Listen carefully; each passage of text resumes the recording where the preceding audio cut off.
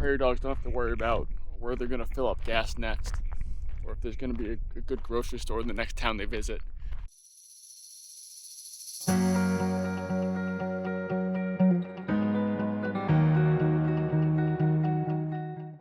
We just made it to South Dakota. I'm pumped. Our first stop is Wandering Bison Coffee, and we've got a whole big day planned. What are you ordering here? It's a little cafe. They have bison chili, which sounds really good. They also have a buffalo chicken wrap, which looks good. Let's see what the soup of the day is. Well, it's a sucker for some good soup.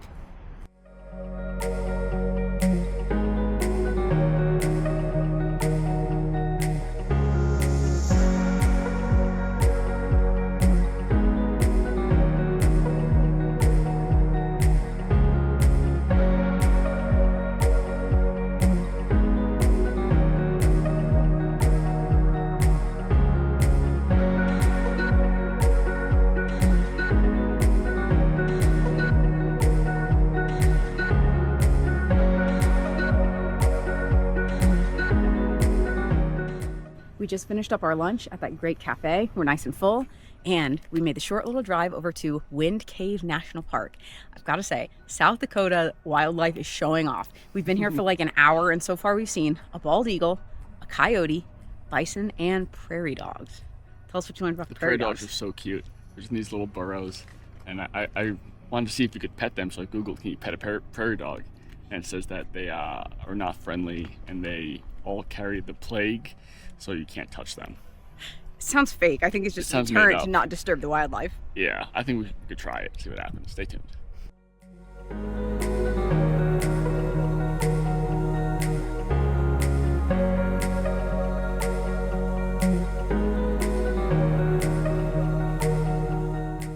All right, we just walked around the upper and lower level of the visitor center. It was very cool, and we got information about getting tickets for an actual cave tour tomorrow. So now Evan is back in the car because he has to work a little bit, and I'm gonna watch this little 18-minute informational video. It's just an incredible vistas here. You just see off into infinity. We just left Wind Cave, but we will be back first thing in the morning for our actual cave tour. It was a nice time, learned a lot, and got to see some more animals. So now we are a short drive away at, funny enough, Evan's Plunge, which is a little swimming area, indoor outdoor, but it's getting a little colder, so the outdoor part's not open, but it is fed by 13 springs. Did you know that? Whoa. Yeah, so it looks pretty cool online. There are some slides and a little weight room. So we're gonna work a little longer and then go in and have a little dunk. Let's go.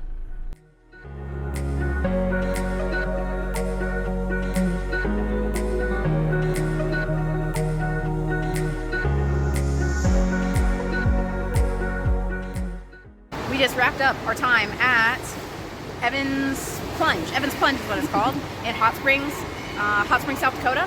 It was a great time. We played a game of horse, and it was a tie. We both got HRS. It's a tie. So we're gonna get the most of our money and take a nice hot shower before we head to our camping site for the night. Good morning.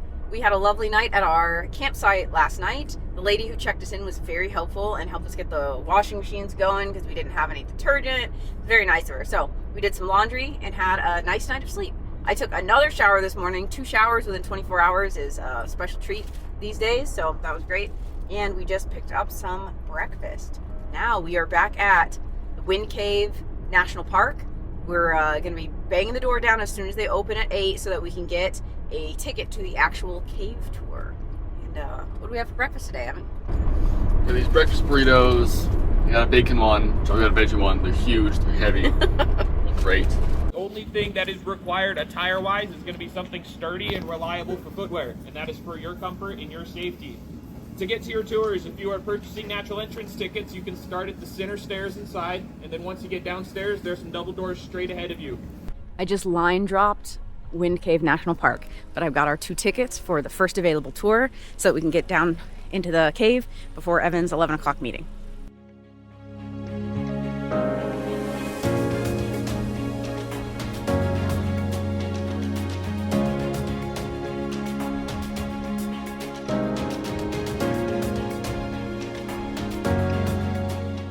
It's a very rare cave formation, not because of what it's made out of. It's made out of calcite.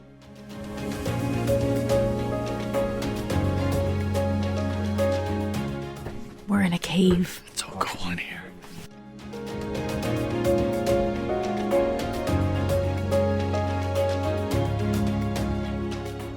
The cool cave, they have all this honeycomb calcite stuff. There's not much stalactites or stalagmites, but there's a special honeycomb structure. The federal government signed treaties between the United States and those tribal nations, establishing this as Lakota territory in 1851 with the Treaty of Fort Laramie. These bacteria are finding ways to survive so far from the Earth's surface that they don't have access to sunlight or plants that convert that sunlight into usable energy. We just finished our cave tour and it was spectacular. It was so much fun. I want to go back down there. I just want to be in the cave. The cave is so cool. Talked about the history of the cave, the native tribes, the Lakota tribe who was here, and their whole creation story is based on this cave. Yeah, and how they're still exploring it. They've explored like less than 10%, but that might be even less than 10%. So, very cool. All the unique like rock features on the walls, it's basically like coral. It's like coral, underground coral. Yep. It's very neat. Calcium deposits, and then limestone washes away, it leaves calcium. Cool stuff. Before we leave Wind Cave National Park, we are doing a little scenic drive. So far we've seen some bison that were really far off. We're hoping to see some closer ones. Lots and lots of prairie dogs and a coyote that was chasing them down. Any other animals on your wish list? Prairie dogs are adorable. Oh my god. They look so fuzzy and chubby. They just waddle across the road a little bit. In little holes. Sometimes they double up in the holes. You see two of them looking at you from the same hole. They chirp. I saw a couple of them jump. Joey doesn't believe me, but they jump.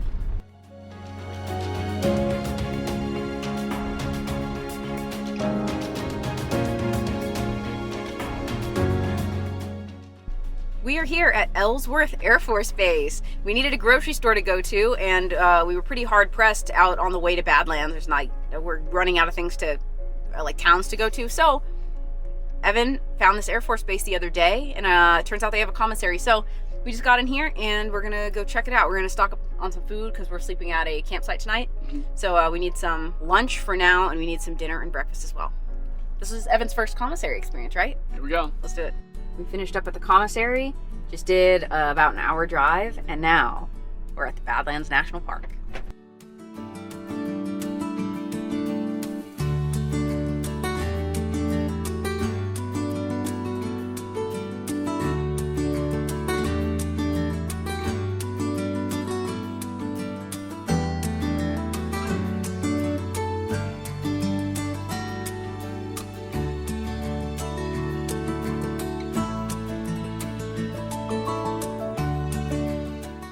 We made it to our sleep spot.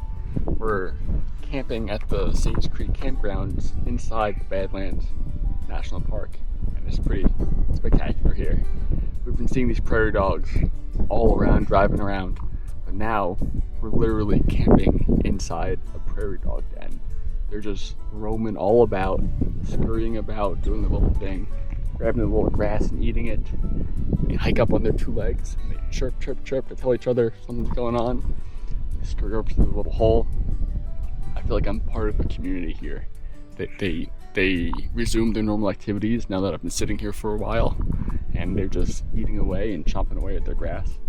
And if there's any danger, I'll alert them and they'll alert me, and we'll be safe together. When something happens, they all squeak and go, wee, wee, jump up. I feel like they get on their hind legs, they wee, and they like jump and let one last wee out to let everybody know that something's going on and they gotta watch out.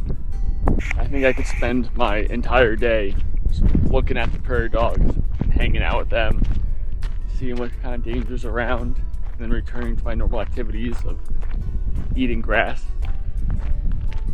I think I could do that. I could live that life. Prairie dogs don't have to worry about where they're gonna fill up gas next, or if there's gonna be a good grocery store in the next town they visit. They just kind of sit in their little hole, scamper around, hang out with their friends. It's very nice. But the prairie dogs don't get to travel across the country and see the beautiful sights all over the place, and they also don't get to watch Islanders preseason hockey. Thank you, Julia, for this amazing campsite recommendation. Truly magical. Joey's in the van doing homework, So I took the camera and I'm just fooling around with it. See if this works.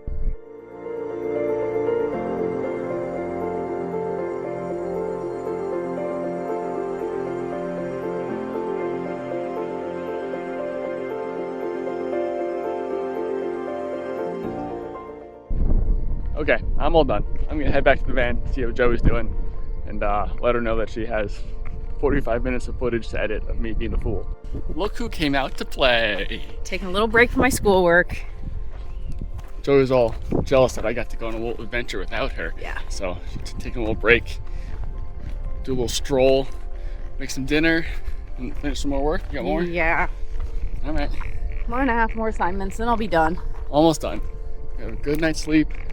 Wake up, hang out with our chipmunk friends again. Not chipmunk, what are they, woodchucks?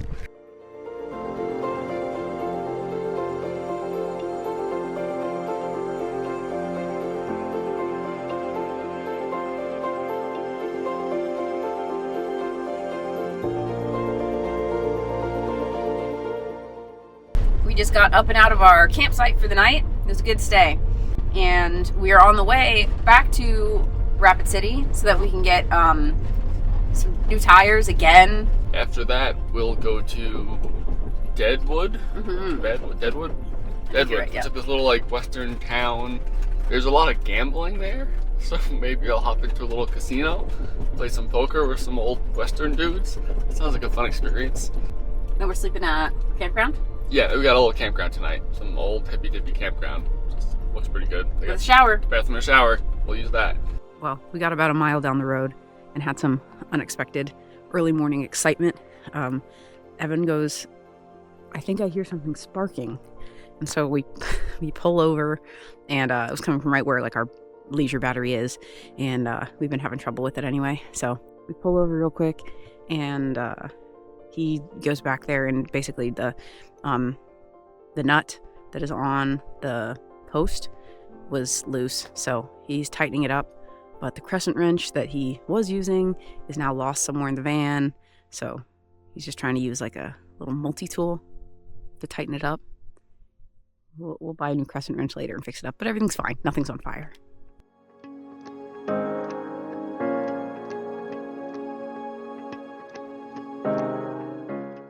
We just made a quick stop and pulled off to get some paper towels and some Windex. The car is absolutely filled with dust from driving with the windows down in Badlands. Very worth it. So Evan is wiping everything down over there. And I just made us some food. So we have a little bag salad and some like smoked salmon.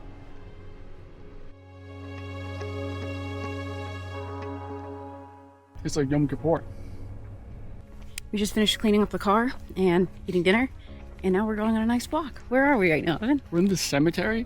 I looked up 1 mile loop trails near Deadwood.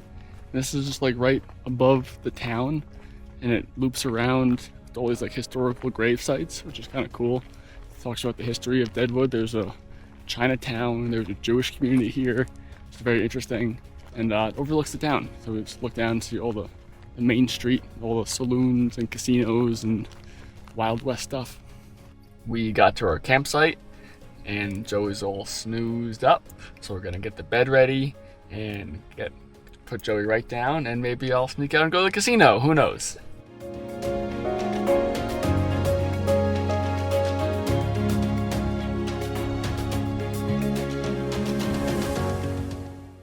We just woke up, packed up the campsite, and we are now leaving Deadwood. We did one last pass through the town. Evan was trying to get his eye on any place to gamble, but you said they weren't like Western themed like you had hoped.